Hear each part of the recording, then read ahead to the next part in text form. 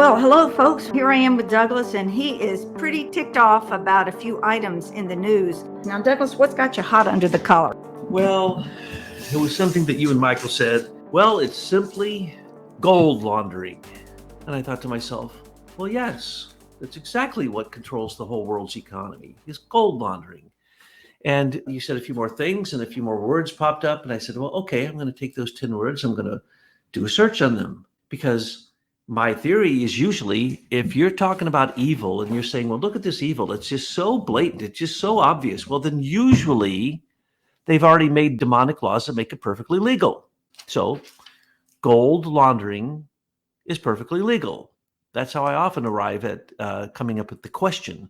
And then I asked the question and I got the answer. The London Bullion Market Association. It used to be that the gold and silver rates and the what we'll call LIBOR rates, the rates between banks, interest rates, but also now it's lumped in with also rates between everything, all banks, and then it's lumped in with palladium and platinum also.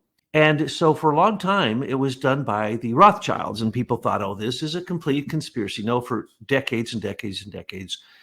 The Rothschild office of N.M. Rothschild each day picked up the phone, called the five biggest, basically brokers, bankers for gold and silver, got their price for the day, created an average, and then announced it to the world. That was the spot price for that day. It's very much the way they do currencies, which is completely arbitrary. It's the house always wins. And so American dollar always wins in currency. And so currency exchange is such extraordinary fraud. And that's where most of the gold in the world is used. We move gold from one cage to the next as supposedly the excuse for backing up a currency exchange between countries.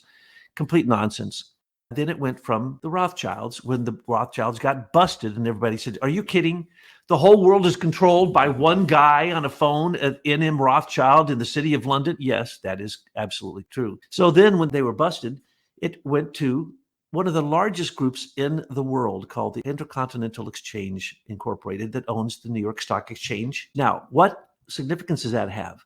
Well, it's huge. Matter of fact, I was just talking with my friend John Barnwell about this.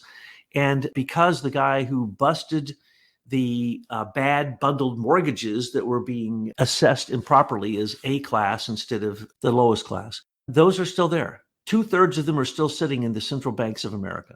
Okay. And I keep telling everyone, and have for years, as soon as those come out, we are done for, because they will crash the central banks. They'll crash the New York Stock Exchange. They'll crash the U.S. Treasury. And at that point, that's a good thing. The New York Stock Exchange will crash, the Chicago Commodities Exchange, the New York Commodities Exchange. Why is that true? Because International Continental Exchange said, a few years ago that, they're only making a few $billion a year off of their over 1.4 quadrillion exchanges on the New York Stock Exchange. $1.4 quadrillion is exchanged without any taxes being paid.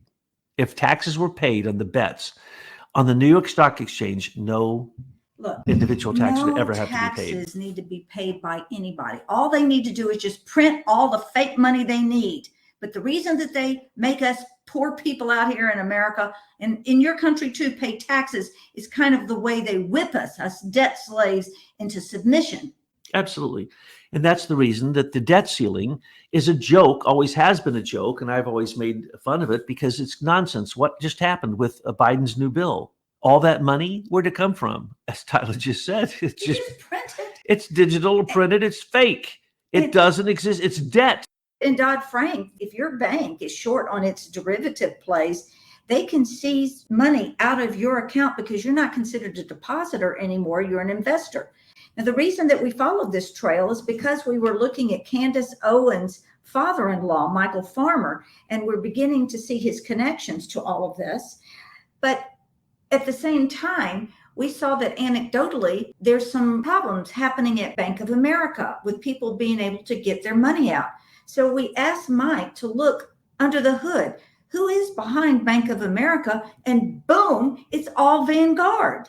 Yeah. And George, Candace Owens' husband, is the metals dealer for Coutts Bank, which is the richest people in England, including the Queen, including the Bank of England. They're a private corporation, but they're directly connected to the asset control of the Bank of England, which we've always said is where, that's where the big corrupt money is, but it's the people who handle the hidden investments because nobody can look into the corporation's hidden books.